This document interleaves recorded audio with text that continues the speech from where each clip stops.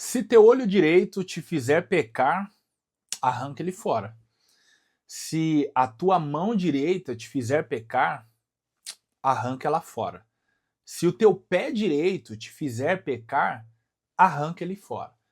É melhor você entrar na vida sem um dos membros do que ir com o corpo completo para o inferno.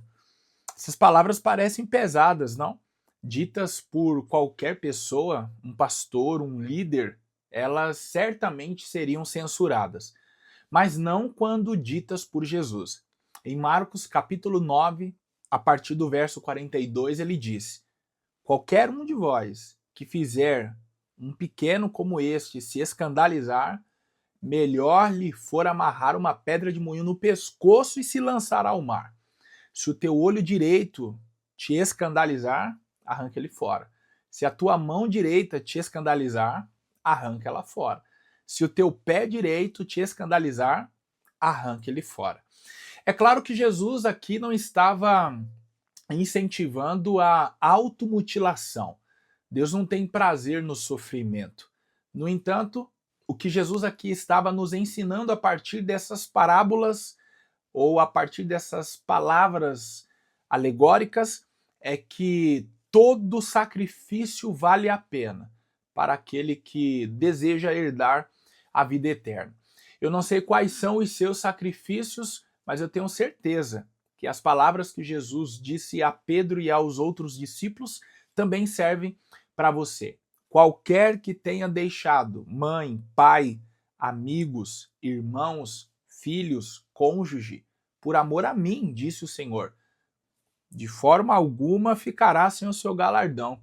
Receberá 100 vezes nesta vida e ainda a vida eterna. É exatamente sobre isso que nós vamos falar. Eu sou o pastor Lucas Gomes, professor de hermenêutica e homilética. Escrevi 2 livros, dos quais um deles na área, me permita pegar aqui para você, Mentoria para Pregadores. A proposta é auxiliar você a ler, interpretar e aplicar melhor os textos bíblicos. Isso também serve para a escola bíblica dominical, já que você é professor, porque a aula precisa de coerência. Então, os princípios aqui aplicados também servem para a lição. Você vai aprender a introduzir, desenvolver e concluir. Aqui você vai conhecer os diferentes tipos de sermões, sermão textual, expositivo, biográfico, narrativo, entre outros. O segundo livro que escrevi tem por título Água ele ainda transforma em vinho. Aqui você vai entender como que Jesus salvou uma família da vergonha. Escrevi baseado em João 2. A proposta aqui é mostrar casamentos e relacionamentos que faliram por não convidarem Jesus para o centro, assim como fez a família em João capítulo 2. Quando lemos o texto, não nos importamos com algumas questões cruciais. E quais são? Por que o vinho acabou?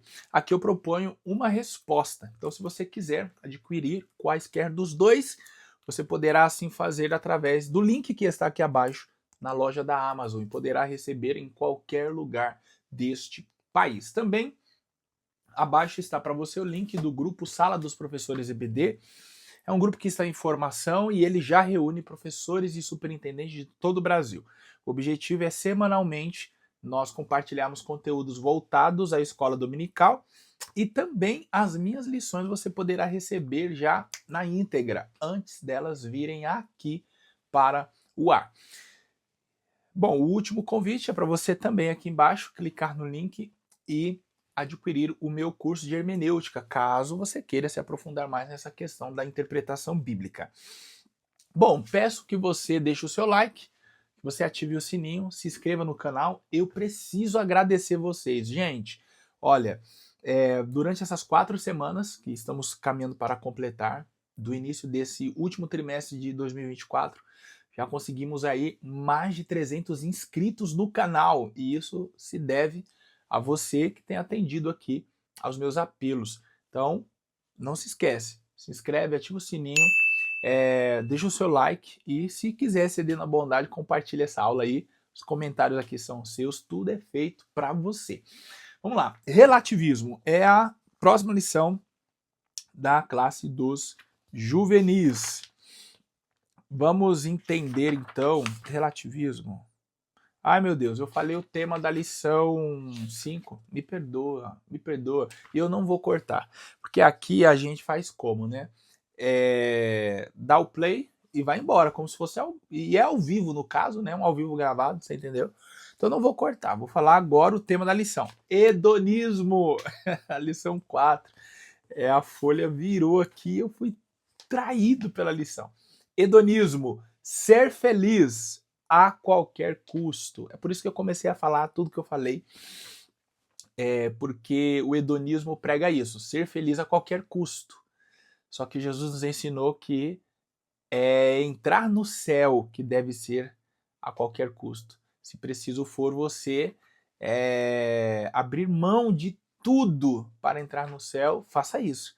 Então, por isso que eu comecei falando o que eu iniciei falando, né? Devo ter gerado uma confusão, mas me perdoe. Hedonismo, ser feliz a qualquer custo. Vamos lá. A leitura bíblica em classe está na primeira carta de Paulo aos Tessalonicenses 4, de 1 a 8. O versículo 3 diz assim, ó, porque essa é a vontade de Deus, a vossa santificação, que vos abstenhais da prostituição, que cada um de vós saiba possuir o seu vaso em santificação e honra. Vaso aqui não é o vaso literal, aqui é o corpo, tá? Não na paixão da concupiscência como gentios, que não conhecem a Deus. O que é a concupiscência?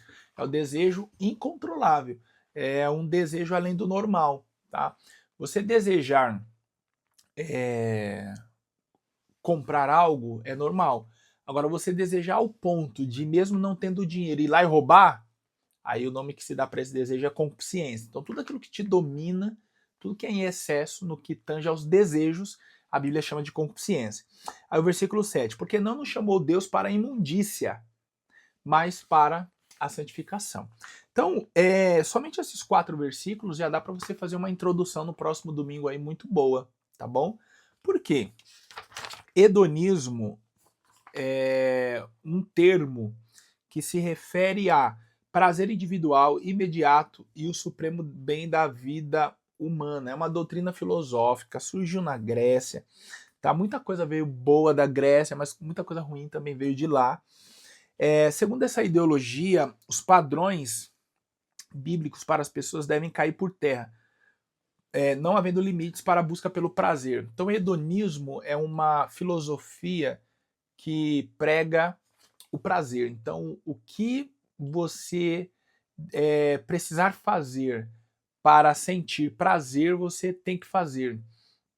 Uma vez eu estava lendo um material que falava sobre, um exemplo aqui, um ladrão. Por que ele rouba, né? Ele sabe que ele vai ser preso, ele sabe que de repente ali no confronto com a polícia ele pode ser morto, ele sabe que haverá prejuízos, só que em nome do prazer, da adrenalina, ele vai lá e faz.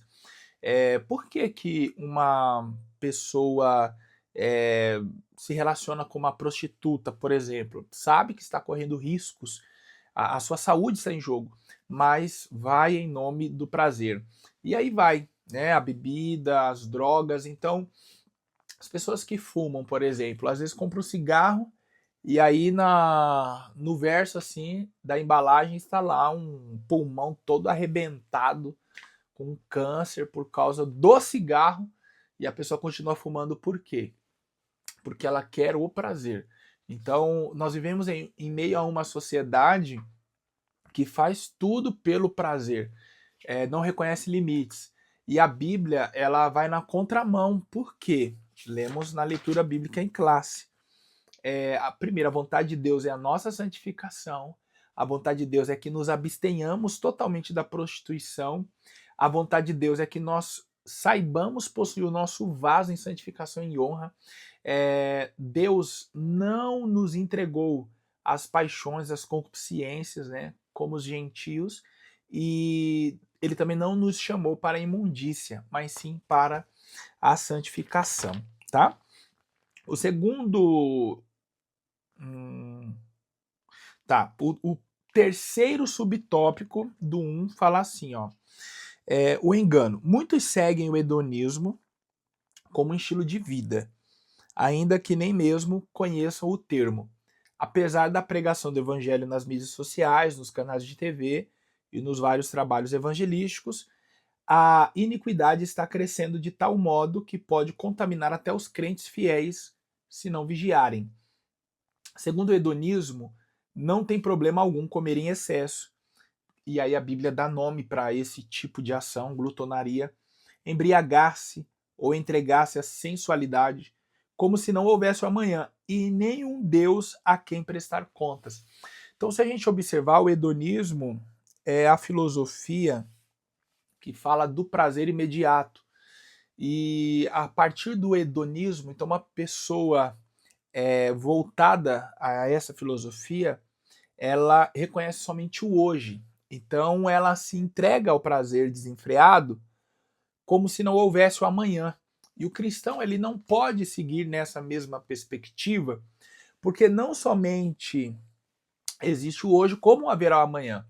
Me lembrei agora de um corinho que cantava assim: Deus está aqui, tão certo como a que eu respiro, tão certo como o amanhã que se levanta,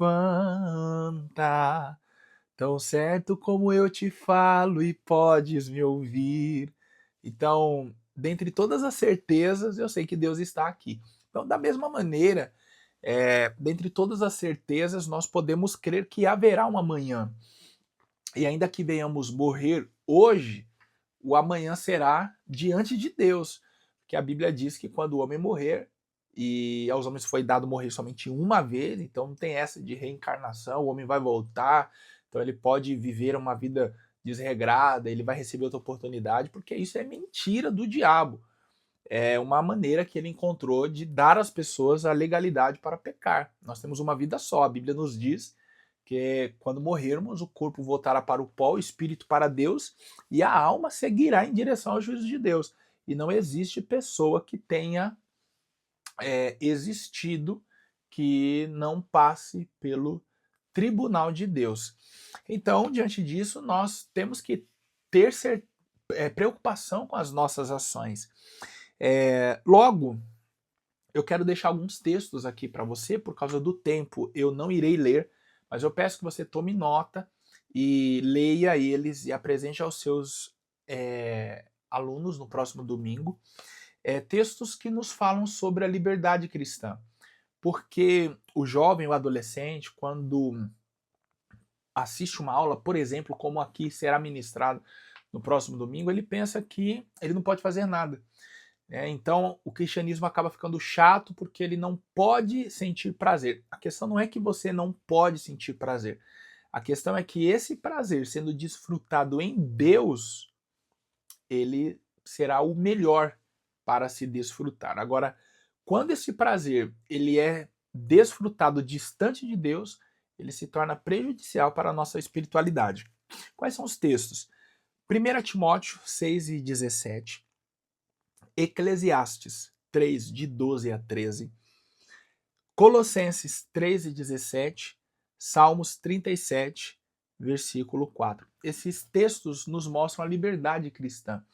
Porque ser livre vai além de você poder fazer o que você quer. Ser livre é ter domínio sobre aquilo que você quer. Porque o que é posto na balança não é a vontade, é se agrada a Deus ou não. Então eu quero, mas não agrada a Deus, então eu sou livre para decidir que não quero. Enquanto isso, a pessoa que está no mundo, ela não tem esse senso de seleção, né? Ela não seleciona dessa forma o que agrada, o que não agrada. É exatamente o que eu quero. E mesmo quando ela não quer, ela não consegue fazer outra coisa a não ser pecar. Então, ela se torna escrava dos seus próprios desejos. Ela acha que é livre, mas ela é escrava da sua própria consciência. Liberdade é você olhar e dizer, não quero. É você ter domínio sobre o seu próprio corpo. Foi o que o apóstolo Paulo falou. Todas as coisas me são lícitas, mas nem tudo me convém. E aí ele complementa dizendo que não se deixaria levar ou se dominar por nenhuma delas. E isso é liberdade. O tópico 2 fala sobre as consequências do hedonismo. Primeiro, sentimentos ruins. Gente, isso aqui foi... Ó, esse trecho, dá uma olhada. O hedonismo tem atraído muitas pessoas que, sendo enganadas, passam a ter a alma adoecida com sentimentos ruins, como a ganância, a inveja, a culpa, o vazio existencial, a mágoa, a frieza espiritual.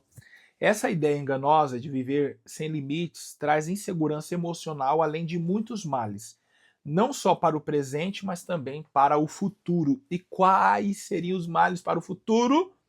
A morte eterna, sofrer eternamente, ser lançado no lago de fogo. Então, assim, nós conhecemos muitas pessoas que se entregam aos prazeres, mas existe um vazio no coração delas, então elas querem preencher esse vazio.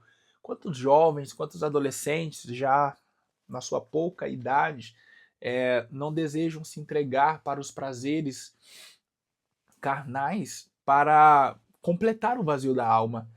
No entanto, Cristo, somente Ele pode preencher, não momentaneamente, mas para toda a vida, o vazio existencial. Então, muitos jovens têm problemas em casa, com os familiares, com amigos, sofrem bullying, possuem uma condição social inferior aos dos colegas, e por isso, então, mergulham nas drogas, no álcool. Está muito comum entre nós o pod, que nome satânico, né? Porque o próprio nome declara pod, que são cigarros eletrônicos. Eu não sei de onde você me assiste, mas aqui em São Paulo virou uma febre e uma praga, uma erva daninha nas escolas públicas de São Paulo. Eu sou professor, então eu conheço esse cenário e, infelizmente, muitos dos nossos jovens podem ser seduzidos por esses prazeres fáceis, né? É aquela situação do o que tem a ver, né? Não tem nada a ver, prova. Só que o próprio Jesus falou: se você desejar herdar a vida eterna, é necessário realizar muitos sacrifícios. Vamos lá. O que seria a morte eterna? Né? Eu falei aqui sobre a morte eterna, está na lição. O que seria a morte eterna? Nós precisamos entender que a morte ela é um estágio de separação. É um estágio que separa o homem dos seus semelhantes e também separa o homem de Deus. Quando Adão pecou no Éden, o homem morreu naquele momento em 3 esferas. Primeiro, espiritualmente, isso quer dizer que a comunhão com Deus foi quebrada, é por isso que quando Deus aparece no jardim ele se esconde, ele tem medo da presença de Deus. Segundo, ele irá morrer fisicamente, então os seus dias são limitados. Deus fez o homem, não o fez imortal, mas também não o fez para morrer. Então, naquele momento, Adão colocou ali uma contagem regressiva em seus dias, então o homem passou a partir do Éden a morrer fisicamente, e a terceira morte que a Bíblia nos fala é a morte eterna. A primeira morte é possível escapar quando você pede perdão, quando você se reconcilia. Sendo crente, você pecou, então espiritualmente ali você foi afetado pelo pecado, e pode não incorrer numa morte se você se arrepender. Agora, quando não se arrepende, existe então a morte espiritual, a pessoa se afasta e nunca mais volta para Cristo. Segundo, a morte física. Essa nós podemos escapar também de 2 maneiras, ou melhor, de uma maneira, a partir do arrebatamento da igreja, porque Paulo nos disse na primeira carta aos Coríntios, no capítulo 15, que aqueles que estiverem vivos, eles serão transformados. Então, esses não passarão pela morte física.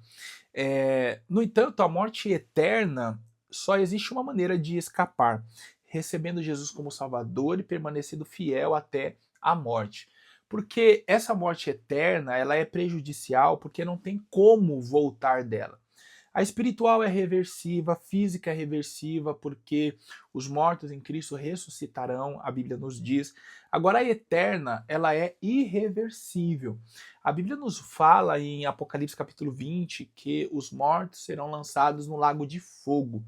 Esse é o estado eterno. De lá as pessoas não sairão mais e estarão eternamente separadas de Deus. Então, a morte espiritual é uma separação momentânea que pode se tornar para toda a vida.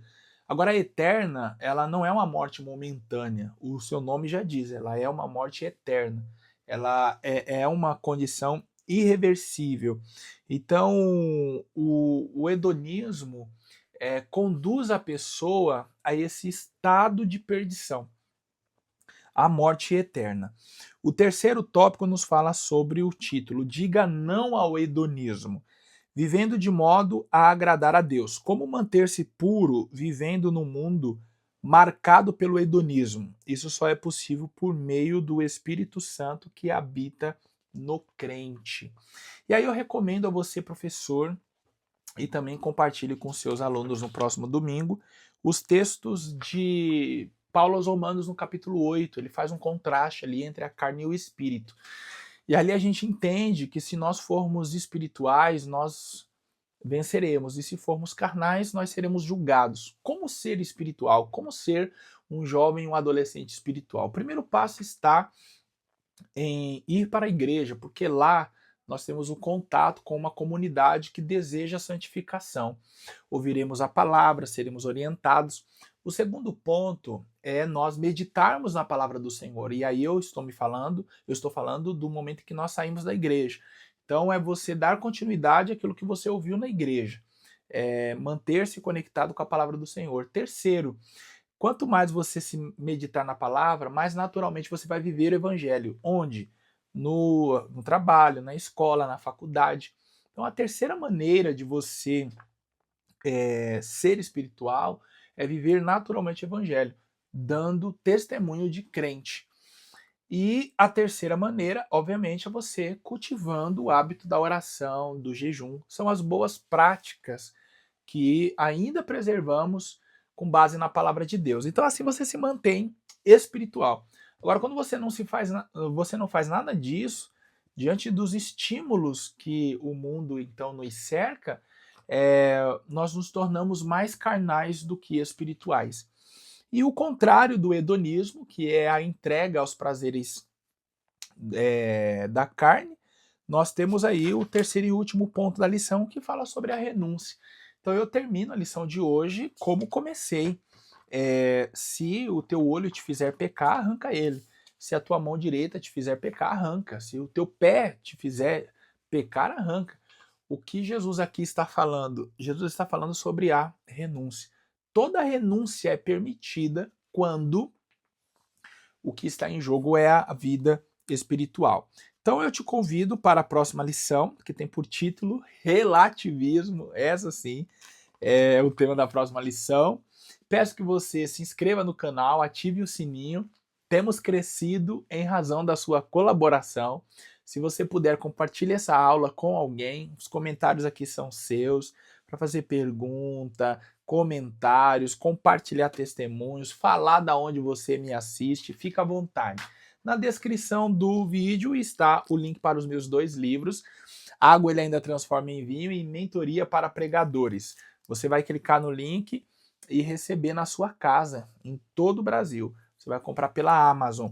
Também está o link do grupo Sala dos Professores EBD. Participa, esteja junto conosco aí e outros professores e superintendentes de todo o Brasil.